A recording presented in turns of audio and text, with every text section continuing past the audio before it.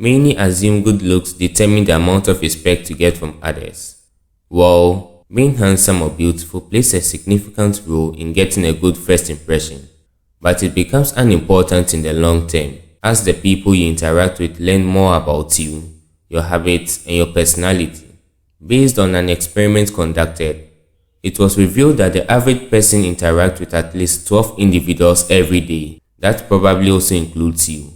Now, among those people, what impression do you think your actions, habits, and even manner of speech left on them? In reality, a simple behavior shifts have a profound influence on how others perceive us, and it also has an impact on the quality of our relationships. You might leave a great first impression on someone, but just one seemingly harmless habit you might have can overturn all the respect and regard someone has for you. It is important to be conscious of your actions and how they affect others to increase your likability and foster respect. Today, I will talk about 4 seemingly harmless habits that by avoiding, you can improve how people perceive you and increase your respect. Number 1. Interrupting when others are speaking. This isn't something new, and we do this from time to time. Interrupting occurs when you speak while someone else is talking, usually cutting them off mid-sentence. This behavior can range from occasionally speaking over someone to consistently interrupting others. It's important to know that interrupting can take various forms, including finishing someone's sentences, interjecting your thoughts, or suddenly changing the topic. Interrupting disrupts the flow of communication and can make it challenging for the other person to express themselves fully. They prevent the speaker from fully expressing their views and can make them feel unheard or unimportant. The speaker might lose their train of thoughts or the focus of their narrative when interrupted. It can make it difficult for them to regain their momentum and continue conveying their message effectively. People might not complain or say anything, but they notice when their sentences are cut short, and this can nurture feelings of embarrassment and resentment. When you have something to contribute, wait for a natural pause in the conversation before speaking. It ensures that you are not cutting someone off. Respect the natural rhythm of conversation. Allow the speakers to finish their thoughts before sharing your own. Number 2. Ignoring nonverbal cues. Nonverbal cues include facial expressions, body language, tone of voice, and other signals that people use to communicate their feelings and thoughts without using words. Failing to pick up on social cues like someone being uncomfortable or wanting to end a conversation can come across as insensitive. Here are a few examples. Prolonging unwanted conversations. If someone is giving cues that they want to end a conversation or move on to a different topic, ignoring those cues and continuing to talk about the same subject can be perceived as inconsiderate and disrespectful of their wishes.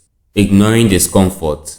People usually use nonverbal cues to communicate when they are feeling uncomfortable or uneasy in a situation. For instance, someone might shift their body away, avoid eye contact, or exhibit closed-off body language. If you don't notice these cues and continue the interaction, it can make the other person feel unheard or dismissed. By paying attention to these cues and adjusting your behavior accordingly, you demonstrate that you value the feelings and comfort of the people you interact with. This, in turn, helps foster healthy and respectful relationships. Number 3. One-upmanship. This behavior involves constantly trying to outdo others, share personal accomplishments, or make every conversation a competition to prove your superiority.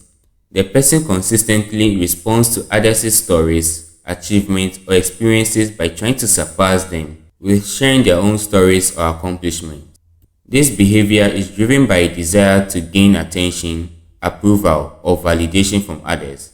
Though it's natural to seek recognition and approval for your efforts, it is just as important to know when, where, and how to seek approval. Now, how do you avoid the one-upmanship habit? Look at these 3 simple methods you can practice. Practice active listening. Focus on genuinely listening to what others are saying, instead of formulating a response that turns the conversation back to yourself. Be mindful of context. Recognize when it's appropriate to share your experiences and when it's better to simply listen and support others. Celebrate others. Celebrate the achievements and experiences of others genuinely and without trying to top them over. Practicing these three methods will help you build positive relationships and respect. For the last point, always complaining about everything and how unfortunate you are in life. The focus here is on always. We complain about various things from time to time, like the workload we experience at work, the pressure from school, or even that pimple or acne that refuses to call it quits. It's all normal and part of life, but constant complaining involves expressing dissatisfaction, negativity, or grievances about various aspects of life every single time. More importantly, you refuse to search for a solution to that problem you face, but rather, you take pleasure in expressing how displeasing it is. Here is how it reduces the respect others have for you. Negative energy. Constant complaining creates a negative atmosphere. When people are subjected to relentless negativity, it can become emotionally draining and make interactions less enjoyable. Focus on problems, not solutions. As I said earlier, continuously complaining without seeking solutions can make others feel helpless or frustrated, as they might not know how to help or respond. Loss of perspective. Habitual complaining can distort your perception of reality, making it difficult to distinguish between minor inconveniences and significant challenges. In all, by being mindful of your tendency to complain and actively working to shift towards a more positive and solution-oriented mindset, you can improve your interactions, relationships, and overall sense of well-being. You don't need to adopt the quote-unquote always positive mindset, but the focal point is to search for solutions instead of complaining all day, especially if it's a problem that is within your control. So the next time you have a friendly interaction with someone, remember to avoid interrupting the person midway.